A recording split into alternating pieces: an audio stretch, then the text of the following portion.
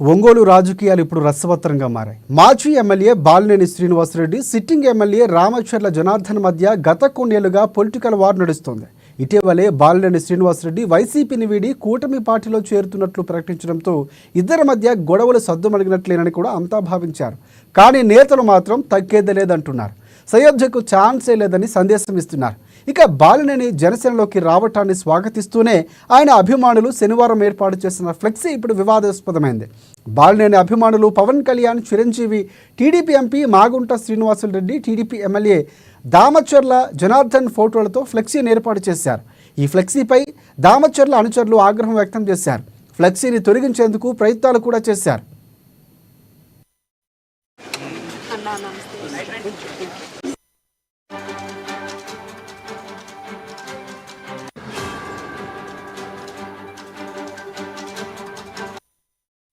ఇక బాలినేని జనసేనలో చేరుతున్నట్లు ప్రకటించడంపై దామచర్ల సెటైర్లు వేశారు. అధికారంలో ఉన్నప్పుడు తనపై పెట్టిన అక్రమ కేసులు మర్చిపోలేదన్నారు. బాలినేని ఆయన కుమారుడు చేసిన అవినీతిపై కేసులు పెట్టక తప్పదని అన్నారు. ఈ కేసుల నుంచి ఎవరు రక్షిస్తారో దామచర్ల చూస్తామన్నారు. ఇక దామచర్ల వ్యాఖ్యలపై బాలినేని కూడా ఫైర్ అయ్యారు. తాను అవినీతికి పాల్పడ్డానన్న ఆరోపణలపై విచారణ జరపాలంటూ చంద్రబాబుకు లేఖ రాశారని కూడా చెప్పారు.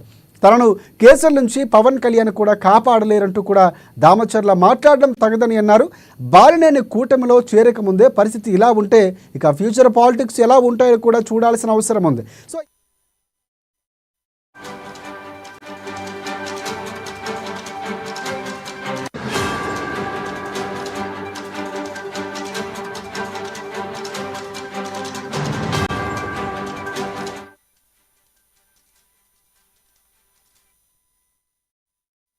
పవన్ కళ్యాణ్ గారు కలవడం జరిగింది. ఆయన లోటుకు ఆహ్వానించారు. 26 విజయవాడలో జాయినింగ్ అవుతుంది జరుగుతుంది. మా నాయకులందరితో మాట్లాడుకొని అన్ని కూడా జిల్లాలో ఉన్నటువంటి నాయకులు అందరితో మాట్లాడి అందరూ కలిసి జాయిన్ అవ్వడం జరుగుతుందని కూడా తెలియజేసుకుంటాం. మరి పవన్ కళ్యాణ్ గారు మొదటి నుంచి కూడా వ్యక్తిగతంగా నా మీద మంచి అభిప్రాయం ఉంది.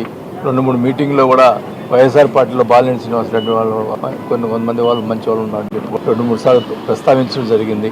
దానికోసం అని చెప్పి నాకు జరిగినటువంటి ఇబ్బందుల వల్ల నేను పార్టీ మారాల్సి వస్తే ఆల్రెడీ మనం చెప్పాను. ఖచ్చితంగా కూడా జనసేన పార్టీలో 26 చేరటం, జనసేన పార్టీ అభివృద్ధి కోసం నా సాయశక్తి కృషి చేస్తాను. వెళ్ళిన తర్వాత ముఖ్యంగా అయితే కూటమి మన అధ్యక్షుడు పవన్ కళ్యాణ్ గారి ఆదేశాలను ఎట్టి చేయాలని చెప్తే ఆ రకంగా చేస్తాం. ముఖ్యంగా జనసేనకు సంబంధించినటువంటి మొదటి నుంచి ఉన్నటువంటి కొత్తగా చేస్తాం. అందరూ కూడా కలుపుకుని పార్టీ అభివృద్ధి కోసం కృషి చేయడం. నేను ఒకటి చెప్తా ఉన్నా, నాకు 15 రోజుల క్రితమే ముఖ్యమంత్రి గారికి లెటర్ రాశాను క్లియర్ గా. ఇక్కడ ఏదో ఆరోపణలు చేస్తున్నారు, మీరు ఎంక్వైరీ చేసి వెరిఫై చేయండి, నాది నా కొడుకు మీద ఎంక్వైరీ చేసి వెరిఫై చేయండి అని చెప్పి ముఖ్యమంత్రికే పెట్టాను. పొద్దు గూగుల్ అబ్బాయి తబ్బాయి ఇవన్నీ మాట్లాడితే ఇంకోటి కూడా అన్నాడు. నేను విన్నా పవన్ కళ్యాణ్ కూడా ఏం చేస్తాడు ఏమో అంత పనికిరాదు, మంచి పద్ధతి కాదు అది. ఎంక్వైరీ చేయమని చెప్పిన తర్వాత ఈ పొద్దుగుకులు 100 రోజులు అయింది కదా. పవన్ కళ్యాణ్ గారు కలవడం జరిగింది. ఆయన లోటుకు ఆహ్వానించారు. 26